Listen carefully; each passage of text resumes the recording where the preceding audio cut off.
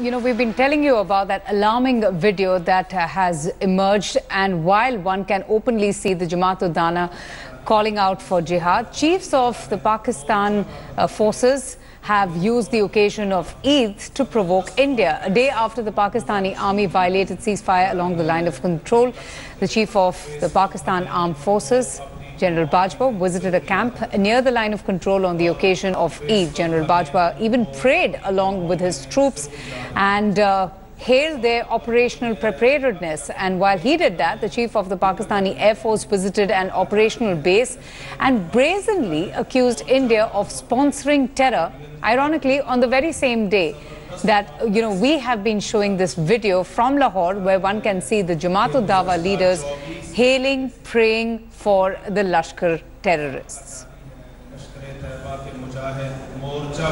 Okay, so these are the two separate incidents of the Pakistani army chief paying a visit to the line of control and praying with the Pakistan forces, and the Pakistan Air Force chief, who has also pretty much said the same thing. So Hamza Amir joins us. Pakistan once again, on its usual ways of provoking India and, instigating its forces against India with the presence of the army chief and the statements coming in from Pakistan's Air Force chief, Hamza.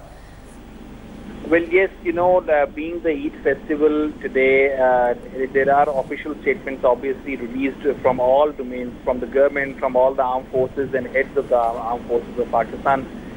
This is the same that has happened over here. Only different thing is that Army Chief actually celebrated Eid at the line of control with the troops over there. Even he offered his prayers at the line of control. As per the ISPR, which is the spokesperson for the Pakistan Army, they said that he is to boost the morale of the troops that are at the line of control and also appreciate their efforts when it comes to securing the border, at the difficult border and the terrain over there with India.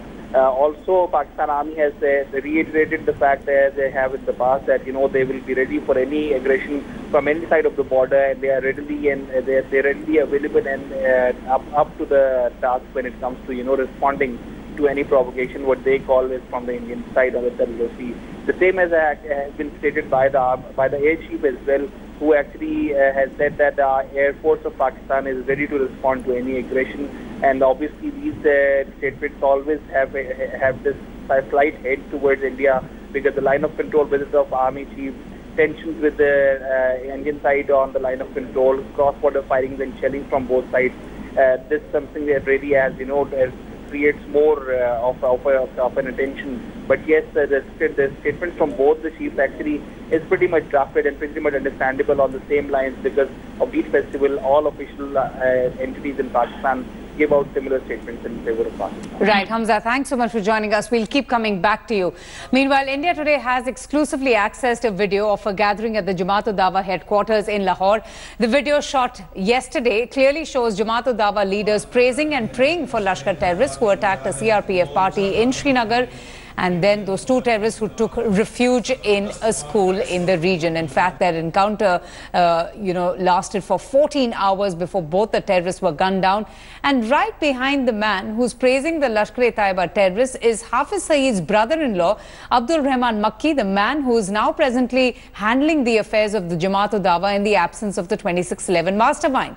Now, this video that has been exclusively accessed by India today once again proves beyond doubt that Hafiz Saeed is behind various terror activities going on in the valley, is responsible for the spurt in violent attacks in Kashmir, most recently the attack which claimed the life of a CRPF officer.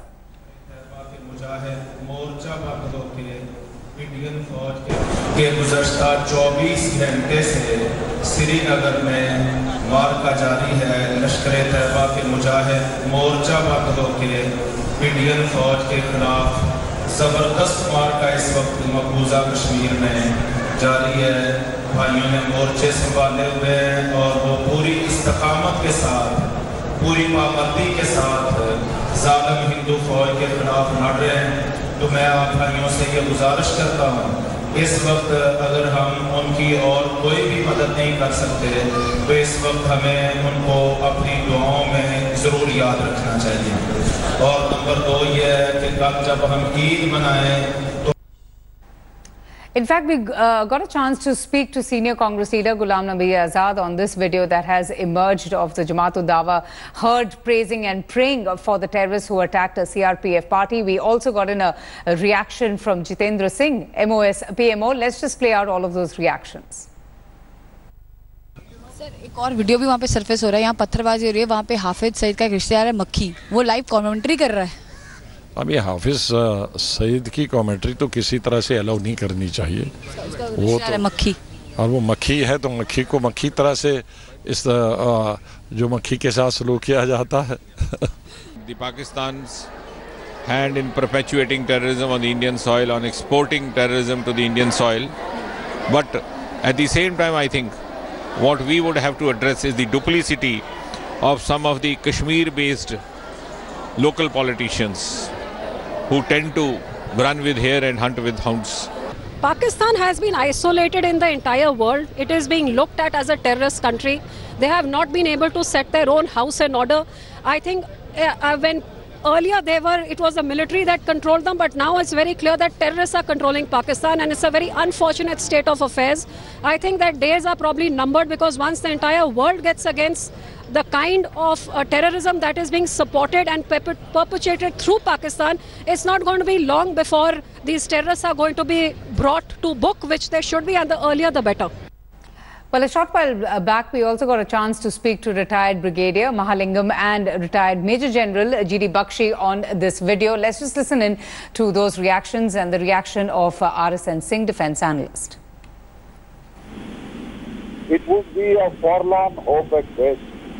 Let's not forget that it is the Pakistani deep state, the military ISI complex, which has raised, funded, trained, armed, and infiltrated these terrorist groups into India for carrying out its nefarious activities. And we have been entertaining a fond hope, I don't know based on what, that the deep state will act against the people, the very people it has recruited, raised and trained to make life miserable for us. Why should they? They will just, do these mock charade of taking action against them. Hafiz Saeed is supposed to be in prison, but his son-in-law, Makki, is taken charge so visibly. They are running commentaries of the encounters going on in J&K. Oh, yes. And yet we hope that the Pakistani state will take action. We will have to take action. I think at one level, these jihadi tanzeems are, most of them are now beyond the complete control of Pakistani state as well. I mean, if you were asked me the pecking order today, I mean, when I wrote a book on Pakistan, at that time the pecking order was, the president, the army and the prime minister in that order, or maybe the army, the president and prime minister in that order. Now I'm more and more inclined to believe that the jihadis are on top of the pecking order. They have made it very clear to the Pakistan military that while they will carry on with their anti-India agenda of the military, but on global jihad, the Pakistan military will say nothing.